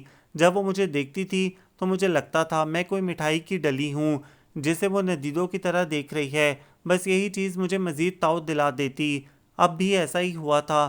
میں نے اسے خوب سنائی، پھر اس کی سہیلی سے وہاں سے لے گئی۔ جب وہ میری نظروں کے سامنے سے ہٹ گئی تو مجھے لگا جیسے میں خود کسی چیز کے زیر اثر تھا اور اس کے جاتے ہی وہ اثر ختم ہو گیا ہو۔ گریجویشن کے دوران میں نے انگلش کی ایک کہانی پڑھی تھی جس میں کہانی بیان کرنے والے کو اپنے ایک دوست کی آنکھ سے بے پناہ نفرت محسوس ہوتی تھی اور کہانی کے آخر میں وہ اپنے دوست کو اسی وجہ سے قتل کر دیتا ہے۔ مجھے لگا اگر میں نے دوبارہ اس کی آنکھوں کی طرف دیکھا تو شاید میں بھی اسے قتل کر دوں گا۔ اس کے بعد وہ ذرا سدھر ہی گئی۔ میرے راستے میں آنا تنگ کرنا اس نے تقریباً ترک ہی کر دیا تھا۔ ہم سب پڑھائی میں مصروف ہو گئے تھے۔ ان لوگوں کی کلاس میں میری فیضان سے بہت بنتی تھی۔ وہ سائمہ میں انٹرسٹڈ تھا۔ ظاہر ہے سائمہ کی حرکتوں سے اسے بھی خبر ہو گئی تھی کہ وہ مجھ میں انٹرسٹڈ ہے۔ کلاس کے بعد ہم سب MTE کی طرف نکل جاتے اور سائمہ کا خوب مذاق اڑاتے۔ سب سے آگے فیضان ہوتا۔ اس میں ہمارا قصور تھا ہی نہیں۔ مرد کبھی اس عورت کی عزت نہیں کر پاتا جو اس طرح سے اپنا آپ ہمہ وقت عیاں کرتی رہتی ہے۔ مجھے تو اس سے اتنی نفرت ہوتی تھی کہ دل چاہتا اس کی شکل ہی نہ دیکھوں۔ میں نے سارے ڈپارٹمنٹ میں مشہور کر دیا تھا کہ میں انگیجڈ ہوں، اور اس خبر کے اڑنے کے بعد سائمہ نصرت علی جب نظر آئی اس نے میری طرف دیکھنے سے اعتراض کیا۔ یہ اس کے لیے ہی بہتر ثابت ہوا کیونکہ کم از کم میں نے طے کر لیا تھا کہ اگر دوبارہ وہ کوئی ایسی حرکت کرے گی تو میں اس پر ہاتھ اٹھا بیٹھوں گا۔ مجھے خود بھی سمجھ نہیں آئی تھی کہ مجھے اس سے اتنی نفرت کیوں ہے، حالانکہ وہ تو میرے ایک اشارے پر اپنا سب کچھ قربان کر سکتی تھی، شاید عزت بھی، اور اسی بات نے مجھے اس سے متنفر کر دیا تھا۔ مرد کی فطرت عقابی ہوتی ہے، اسے چھین جھپٹ کر کھانا اچھا لگتا ہے۔ پلیٹ میں پڑی چیز کھانا کوے کی عادت ہوتی ہے، عقاب کی نہیں۔ لیکن ایک اور وجہ بھی تھی اس کی طرف مائل نہ ہونے کی، اور وہ وجہ تھی شینا۔ وہ میری محبت تھی۔ میری خالہ کی بیٹی شینا اور میں بچپن سے انگیج تھے، لیکن اس فیصلے پر عمل درآمد کرنا یا نہ کرنا ہم پر منحصر تھا۔ مزے کی بات یہ تھی کہ اپنے اپنے دائروں میں اپنے اپنے طریقے سے انجوائے کرنے کے باوجود ہم شادی ایک دوسرے سے ہی کرنا چاہتے تھے۔ میرا خیال ہے لوگ اس جذبے کو ہی محبت کہتے ہیں، یعنی میں شینا سے محبت کرتا تھا، مگر مجھے اس چیز کا زیادہ احساس سائمہ سے مل کر ہوا تھا۔ سیمسٹر آف ہوا، ایگزامز ختم ہوئے، پھر انٹرنشپ سٹارٹ ہو گئی۔ ابو جان کی وجہ سے اور کچھ ڈائریکٹر صاحبہ کی وجہ سے میں آواری میں انٹرنشپ کر رہا تھا۔ ابو چاہتے تھے کہ انٹرنشپ کے فوراً بعد میں بڑے بھیا کے پاس ناروے چلا جاؤں۔ ہمارا بزنس روز بروز زوال کا شکار ہو رہا تھا۔ ابو کا خیال تھا میں اور بڑے بھیا مل کر اپنے کاروبار کی طرف دھیان دیں۔ اگرچہ ہم خاصی زرعی اراضی کے مالک تھے، مگر اس کے ساتھ ساتھ میرے والد ایک مخصوص پولیٹیکل سٹیٹس رکھنے کے باوجود بزنس ٹائکون کا ٹائٹل کھونا نہیں چاہتے تھے۔ انٹرنشپ کے بعد رپورٹ اور وائوا کے ختم ہوتے ہی میں ناروے چلا گیا۔ 2 ماہ بعد ہی میں ناروے سے لوٹ آیا۔ ابو کی اور شینا کے پاپا کی زبردست لڑائی ہوئی تھی۔ مسئلہ شاید جائیداد کا ہی تھا۔ دونوں خاندانوں کے سفارتی تعلقات ختم ہو کر رہ گئے تھے۔ اب میں شینا سے آزادانہ نہیں مل سکتا تھا۔ اس سے ملنے کے لیے مجھے جھوٹ کا سہارا لینا پڑتا تھا۔ ایک روز میں امی سے جھوٹ بول کر شینا کے یہاں گیا ہوا تھا۔ میرا موبائل شینا کے پاس تھا جب اس کی بپ بجنے لگی۔ کسی لڑکی کا فون تھا۔ شینا کی عادت تھی وہ میری گرل فرینڈ سے کبھی کبھی چڑ جاتی تھی۔ وہ اس لڑکی کو میری کوئی نئی گرل فرینڈ ہی سمجھی، مگر جب میں نے موبائل پکڑ کر اس سے بات کرنا چاہی تو وہ خاموش ہو گئی۔ میں نے بھی چند منٹ انتظار کرنے کے بعد اکتا کر موبائل آف کر دیا، مگر پھر یہ روز کی روٹین بن گئی۔ میں دن میں کتنی ہی مرتبہ اپنے موبائل پر ایسی خاموش کالیں ریسیو کرنے لگا جو PCO سے کی جاتی تھیں۔ میں خود حیران ہوا تھا کہ ایسا میرا کون سا مہربان پیدا ہو گیا جو صبح و شام اتنی باقاعدگی سے مجھے یاد کرتا ہے۔ جب میں نے گھر میں سرسری سا ذکر کیا تو امی نے بتایا کہ انہوں نے ایک لڑکی کو میرا موبائل نمبر دیا تھا۔ امی ہنستے ہوئے کہنے لگیں، وہ لڑکی کہہ رہی تھی کہ تم اپنی منگیتر کے ساتھ ہو یا اکیلے ہی کنسرٹ میں گئے ہو۔ ظاہر ہے شینا لوگوں کے ساتھ لڑائی کے بعد یہ سلسلہ تو ختم ہو کر رہ گیا تھا۔ امی کا دھیان اس طرف کیسے جا سکتا تھا؟ میرے ذہن میں امی کی بات سن کر جو پہلا نام آیا وہ سائمہ نصرت علی کا ہی تھا، کیونکہ اس نے ایک مرتبہ پہلے بھی میرے یہاں کال کرنے کی کوشش کی تھی، جبکہ کوئی اور لڑکی اتنی جرت نہیں کر سکتی تھی کہ میرے گھر فون کر لے۔ موبائل کی بات دوسری تھی، اس کی اجازت میں نے اپنی فرینڈز کو خود دے رکھی تھی۔ اس روز میں نے پھر ایک خاموش کال ریسیو کی تھی۔ میں بے انتہا غصے میں تھا۔ میری شینا کے ساتھ لڑائی ہو گئی تھی۔ شینا کے تیور بدلے بدلے سے نظر آنے لگے تھے۔ وہ اپنے ایک اور کزن کو مجھ سے زیادہ اہمیت دینے لگی تھی۔ اس کا وہ کزن قومی کرکٹ ٹیم میں سلیکٹ ہوا تھا۔ اس چیز نے شینا کے دل میں اس کی اہمیت کو بہت بڑھا دیا تھا۔ میں اس سے ملنے گیا تو وہ اسی کے ساتھ بیٹھی بہت بے تکلفی سے کہہ لگا رہی تھی، ہم لوگ خود جو مرضی کریں مگر اپنی عورتوں کے معاملے میں انتہا کے غیرت مند ہوتے ہیں۔ میں نے شینا کو تو کچھ نہیں کہا، مگر جب اس کے کزن نے خواہ مخواہ فری ہونے کی کوشش کی تو میں نے اس کی ٹھیک ٹھاک انسلٹ کر دی، جس پر شینا کو غصہ آ گیا اور اس نے مجھے اپنے گھر سے نکل جانے کے لیے کہا۔ اسی دوران موبائل کی بپ گنگنائی تھی۔ میں شینا کے گھر سے نکل آیا اور اب میرا رخ نیو کیمپس کی طرف تھا۔ ان دنوں فورتھ سیمسٹر والوں کی ایک اسپیشل کلاس ہوتی تھی جو شام میں ہوتی تھی۔ میں بہت غصے میں کیمپس گیا تھا۔ سائمہ مجھے گراؤنڈ میں بیٹھی نظر آئی، اپنی غلیظ پتھرائی ہوئی نادیدی آنکھوں کے ساتھ۔ میرا غصہ مزید بڑھ گیا۔ مجھے یاد نہیں میں نے اسے کیا کہا، مگر جو بھی کہا تھا بے حد تلخ تھا۔ شینا کا غصہ کسی اور پر برس گیا تھا۔ تم میرے سامنے نہ آیا کرو حسین، مجھے تم سے نفرت محسوس ہوتی ہے۔ اسی شام میں دوبارہ شینا سے ملنے اور ایکسکیوز کرنے گیا تو اس نے کہا، یہ تم کیا کہہ رہی ہو شینا؟ میں نے بہت جذب سے کہا تھا، پلیز حسین میری طرف ایسے مت دیکھو، مجھے تمہاری آنکھوں سے الجھن ہوتی ہے، تمہاری آنکھوں میں عجیب سی بے حسی نظر آتی ہے مجھے، پلیز تم چلے جاؤ یہاں سے۔ وہ بالکل بدلے ہوئے لہجے میں کہہ رہی تھی۔ میں اس کی بات سن کر ششدر رہ گیا۔ تمہیں میری آنکھیں کیسی لگ رہی ہیں شینا؟ میں جیسے کر رہا تھا، غلیظ پتھرائی ہوئی خوفناک جیسے پلیز حسین مجھ سے مت پوچھو، بس تم یہاں سے چلے جاؤ۔ وہ خود بھی کچھ تعصب زدہ دکھائی دیتی تھی۔ میں تھکے تھکے قدموں سے باہر آ گیا۔ گھر آ کر میں نے کتنی دیر باتھ روم کے آئینے میں اپنی آنکھوں کو جانچا تھا۔ وہ بالکل بھی ویسی نہیں لگ رہی تھی جیسی شینا نے کہا تھا، بلکہ میری آنکھیں تو ٹھیک ٹھاک تھیں، بالکل فریش پہلے جیسی۔ مجھے سمجھ نہیں آ رہا تھا شینا نے ایسا کیوں کہا۔ اس رات پہلی مرتبہ میں بے سکونی کی نیند سویا۔ ساری رات وقفے وقفے سے میری آنکھ کھلتی رہی اور جتنی دیر میں سویا خواب میں دو خوفناک آنکھوں نے میرا پیچھا نہیں چھوڑا۔ پھر اس کے بعد میں حسین احمد نہیں رہا، سر تاپا بدل گیا۔ میں نے دیوانوں کی طرح شینا کا پیچھا لے لیا، لیکن وہ مجھ سے اتنی ہی الرجک رہنے لگی تھی۔ پہلے مجھے شینا سے اتنی محبت نہیں تھی۔ ہاں میں اسے چاہتا تھا، اس سے شادی کرنا میری اولین خواہشوں میں سے ایک خواہش تھی، مگر ایسی صورتحال بھی نہ تھی کہ میں اس کے پیچھے مجنون ہو جاتا، لیکن اب مجھے لگتا کہ میں اس کے بغیر مر جاؤں گا۔ اندر ہی اندر اس سے بچھڑنے کا خیال مجھے آری کی طرح کاٹتا رہتا۔ امی ابو میری حالت دیکھ کر پریشان رہنے لگے تھے۔ پھر میں نے ان سے اپنی خواہش کا اظہار کیا تو وہ نہ چاہتے ہوئے بھی میرے لیے شینا کے گھر گئے، مگر وہاں ان کی خوب تذلیل ہوئی۔ اس تذلیل نے بھی میرے اندر شینا کے لیے بھڑکتی آگ کو سرد نہیں ہونے دیا۔ میں مسلسل اس کے گھر جاتا اور بےزتی کروا کر مردہ قدموں سے واپس آ جاتا، حتیٰ کہ ایک روز خود شینا نے میرے منہ پر کہا، حسین احمد جب تم اپنی ان آنکھوں سے میری طرف دیکھتے ہو تو میرا دل چاہتا ہے تمہارے چہرے پر تھوک دوں۔ یہی آنکھیں کبھی سے بہت پسند تھیں۔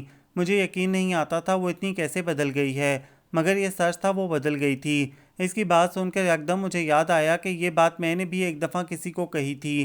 مجھے یہ یاد نہیں آیا کہ یہ بات میں نے کہی کس کو تھی۔ اس رات میں ایک دفعہ پھر بے سکون تھا۔ میری آنکھوں سے بے وجہ آنسو بہہ رہے تھے اور میں خود کو یقین دلا رہا تھا، نہیں آنسو نہیں ہے، مجھے زکام ہو گیا ہے۔ کیسے ہو حسین؟ آواز پر میں نے پیچھے مڑ کر دیکھا، وہ فیضان تھا۔ وہ مجھے دیکھ کر حیران ہو گیا، یہ تم نے اپنی حالت کیا بنا لی ہے؟ کیا ہو گیا ہے تمہیں؟ کچھ نہیں، کچھ بھی تو نہیں۔ اس کی بات پر میں نے تھکے ہوئے لہجے میں کہا، مگر وہ بضد رہا کہ میں اسے اپنی ٹینشن کی وجہ بتاؤں۔ مجھے بھی ایک رازداں کی ضرورت تھی۔ میں نے اسے اپنے اور شینا کے متعلق سب کچھ بتا دیا۔ تمہیں سائمہ نصرت یاد ہے حسین؟ ساری بات سننے کے بعد اس نے پوچھا بھی تو کیا، میں سر جھکائے بیٹھا رہا۔ وہ بھی تو یہی کہتی تھی، ایسی ہی حرکتیں کرتی تھی جیسے تم کر رہی ہو، اور تم بھی اس کی آنکھوں کے متعلق ایسے ہی کہتے تھے جیسے شینا تمہاری آنکھوں کے متعلق کہتی ہے۔ اس کی بات پر مجھے سچ مچ وہ لڑکی یاد آ گئی۔ مجھے احساس ہوا لڑکی میرے لیے ایسی ہی دیوانی تھی جیسا میں شینا کے لیے تھا، مگر اب کیا ہو سکتا تھا؟ میں چپ چاپ فیضان کے پاس سے اٹھا اور گھر آ گیا۔ اس کے بعد میری یہی روٹین بن کر رہ گئی۔ میں صبح کو گاڑی لے کر نکلتا، شہر کی خاک چھانتا، مارا مارا پھرتا اور رات کو گھر آ کر بستر میں گھس کر آہیں بھرتا رہتا۔ اسی طرح 6 ماہ گزر گئے۔ شینا کی شادی کا کارڈ میرے ہاتھوں میں تھا اور میں اپنے کمرے میں بیٹھا زار زار رو رہا تھا۔ پچھلے کچھ ماہ میں مجھ میں بے شمار تبدیلیاں آئی تھیں۔ میں چاہتے ہوئے بھی زندگی کے معمولات میں دلچسپی نہیں لیتا تھا۔ میری امی دن میں کتنی مرتبہ ہاتھ اٹھا اٹھا کر شینا اور اس کی فیملی کو بددعائیں دیتی تھیں۔ لیکن مجھے شینا یا اس کی فیملی سے کوئی شکایت نہیں تھی۔ مجھے احساس ہو گیا تھا کہ بغیر کسی سبب کے یہ سب نہیں ہوا تھا۔ مجھے اس روز سائمہ نصرت علی بہت یاد آئی۔ میں نے اصغر سے بات کی جس کی منگنی سائمہ کی دوست روحینہ سے ہوئی تھی۔ روحینہ کی انٹرنشپ چل رہی تھی اور اس کے بعد اس کی شادی متوقع تھی۔ اصغر نے روحینہ سے مجھے سائمہ کا نمبر لے کر دیا اور اس روز پہلی مرتبہ میں نے سائمہ کو خود فون کیا۔ اسے یقین ہی نہیں آ رہا تھا کہ یہ میں ہوں۔ یقین کریں سائمہ، یہ میں ہی ہوں، حسین احمد۔ میں نے مردہ لہجے میں کہا۔ کیسی ہیں؟ ٹھیک ہوں آپ کی مہربانی سے۔ اس نے کہا، میں نہیں جانتا یہ طنز کرنا اس نے اب سیکھا تھا یا پہلے سے اس فن سے آشنا تھی۔ کیا کر رہی ہیں آج کل؟ میں نے پوچھا۔ مجھے لگا جواب میں اس نے کہا ہے دعائیں، مگر یہ میری غلط فہمی تھی۔ وہ کہہ رہی تھی انٹرنشپ کر رہی ہوں۔ کہاں سے؟ پی سی سے۔ اس نے مشہور ہوٹل کا نام لیا۔ اسٹیپینڈز دے رہے ہیں؟ میں نے ایک اور سوال کیا۔ میں اسے بے تکلفی پیدا کرنے کی کوشش کر رہا تھا۔ ہاں تھوڑا بہت دے دیتے ہیں۔ سائمہ میں آپ سے ملنا چاہتا ہوں، میں نے ایک دم سے کہہ دیا۔ پتہ نہیں اسے برا لگا تھا یا اچھا، مگر میں نے کہہ دیا۔ وہ چند لمحے بعد بولی، کہاں؟ میں نے دل ہی دل میں شکر ادا کیا کہ اس نے کیوں نہیں کہا تھا۔ وہ آپ خود ڈیسائیڈ کر لیں۔ میری بات سن کر وہ کہنے لگی، برکت مارکیٹ کی KFC والی برانچ میں آ جائیں، یا پھر مون مارکیٹ میں میکڈونلڈس ہے، یا پھر شریف پارک میں مل لیتے ہیں۔ گلشن اقبال پارک کیسا رہے گا؟ میں نے کہا تو وہ بولی، ٹھیک ہے، میں 7 بجے آ جاؤں گا پچھلے گیٹ کی طرف۔ وہ اس بات میں جواب دے کر فون بند کر کے چلی گئی تھی۔ مجھے چند ضروری کام نپٹانے تھے۔ میں نے 6:30 بجے تک وہ کام نپٹائے، لیکن اس کے بعد گلشن اقبال پارک تک پہنچنے میں ٹریفک کا ایک جم غفیر تھا جس کا سامنا مجھے کرنا پڑا۔ 7:15 کے قریب میں پچھلے گیٹ پر تھا، مگر وہ نہیں تھی۔ میں خاصی دیر تک وہاں بیٹھا رہا۔ 8:15 بجے کے قریب میں نے سوچا کہ ایک دفعہ مین گیٹ کی طرف بھی دیکھ لوں، لیکن وہ یہاں بھی نظر نہیں آئی تھی۔ میں اس سے شکایت بھی نہیں کر سکتا تھا۔ میں نے اس کے ساتھ جتنا برا کیا تھا، اس کے جواب میں مجھے اس سے یہی توقع کرنی چاہیے تھی۔ میں 9 بجے تک انتظار کرنا چاہتا تھا، شاید وہ آ جاتی۔ 9 بجنے میں 10 منٹ رہ گئے تھے۔ میں نے آگے کی طرف چلنا شروع کر دیا۔ 9 بجنے میں 10 منٹ رہ گئے تھے۔ میں ماضی کا سفر کرتی تھک گئی تھی، سو حال میں پلٹ آئی۔ آج جب حسین نے خود مجھے فون کیا تو مجھے یقین ہی نہیں آیا تھا۔ میری حالت بے قابو ہو گئی تھی، مگر اس کے باوجود میں نے خاصا سنبھل کر اس سے بات کی۔ میں فارغ ہو چکی تھی، مجھے سب کچھ چھوڑ کر چلے جانا تھا، مگر میں نے اس سے کہا کہ میری انٹرنشپ چل رہی ہے۔ اگر میں یہ کہہ دیتی کہ میں فارغ ہو چکی ہوں تو شاید وہ مجھ سے کبھی ملنے کی بات نہ کرتا۔